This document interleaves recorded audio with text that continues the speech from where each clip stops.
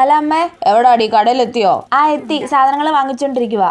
വാങ്ങിട്ട് വേഗം വാ. ബാക്കി പൈസക്ക് ഞാൻ ഒരു കോൺ ഐസ്ക്രീം വാങ്ങിക്കോട്ടെ? ഒന്നും വാങ്ങണ്ട, ബാക്കി പൈസ ആയിട്ട് നീ ഇങ്ങ് വന്നാ മതി, പറഞ്ഞേക്കാം. അയ്യടാ, നോക്കിയിരുന്നു. മോളെ വേറെ എന്താ വേണ്ടേ? ഒരു മല്ലിപ്പൊടി, 1/2 കിലോ ഉള്ളി. ശരി.